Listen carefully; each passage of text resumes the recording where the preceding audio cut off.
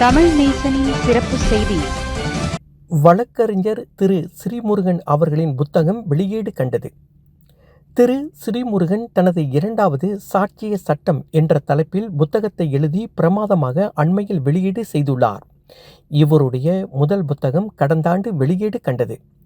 ஒரு நீதிமன்ற வழக்குக்கு எப்படிப்பட்ட சாட்சியங்கள் அமைய வேண்டும், அந்த சாட்சியங்கள் உண்மையாக இருக்கின்றதா என்பதை ஆராய வேண்டும் என்பதெல்லாம் முக்கியம். அதன் தொடர்பில் சாட்சிய சட்டம் என்ற புத்தகத்தை எழுதி வழக்கறிஞர்களுக்கும் நீதிபதிகளுக்கும் பயன்படக்கூடிய இந்த புத்தகம் சிறப்பாக அமைந்துள்ளது. இந்த புத்தகம் வெளியீட்டு விழாவில் தலைமையேற்ற நீதிபதி கோலின் லோரஸ் வெளியீடு செய்து வைத்தார்.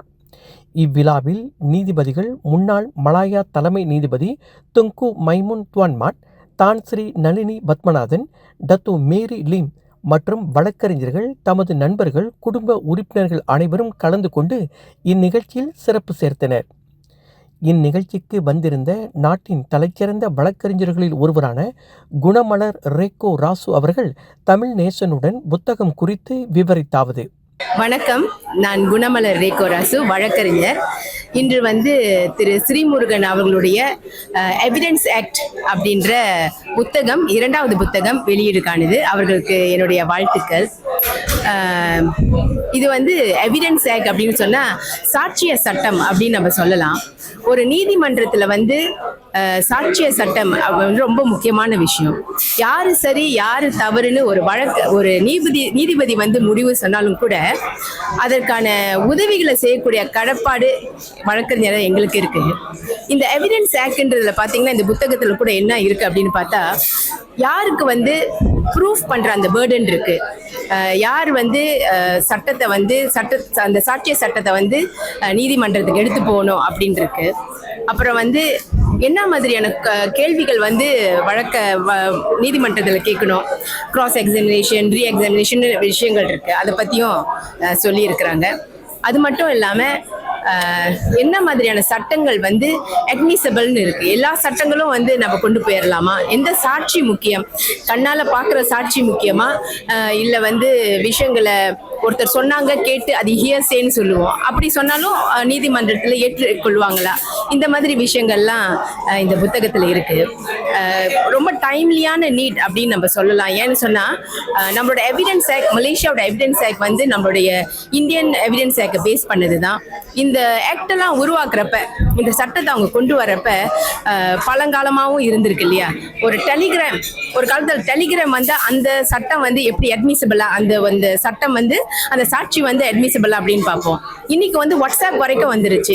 ஒரு வாட்ஸ்அப் இருக்கு, வாட்ஸ்அப்ல வர விஷயங்கள் அட்மிசபிளா, அது எவிடன்ஸா கொண்டு போக முடியுமா, சரியான சாட்சி தானா, இந்த மாதிரி விஷயங்கள்லாம் இருக்கு. அலாங் த வே காலங்காலமா சட்டங்கள் மாறுபட்டுக்கிட்டே வரும். புது விஷயங்களை இணைச்சி தான் ஆகணும். அந்த வகையில் இந்த புத்தகம் ரொம்ப அருமையான முறையில் எழுதியிருக்காங்க. திரு ஸ்ரீமுருகன் அவர்களுக்கு வாழ்த்துக்கள், நன்றி. இன்றைய கதாநாயகனும் நூல் ஆசிரியருமான வழக்கறிஞர் திரு ஸ்ரீமுருகன் கூறியதாவது. வணக்கம். இன்னைக்கு செகண்ட் எடிஷன் புக் லான்ச் பண்ணேன். Law of evidence second edition justice Lawrence Collins Sequerah launch பண்ணாங்க. Tun Tengku Maimun, former Chief Justice attendance. இன்னைக்கு தான் ஸ்ரீ நளினி வந்தாங்க.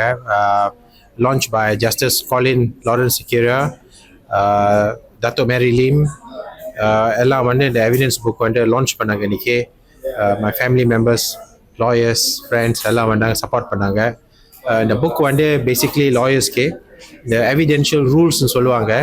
அதாவது கோர்ட்டில் என்ன எவிடன்ஸ் பாய்க்க முடியாது, எப்படி எவிடன்ஸ் ரிசீவ் பண்ணும், அதெல்லாம் சாந்தமாக இந்த புக்கு எழுதியிருக்கு.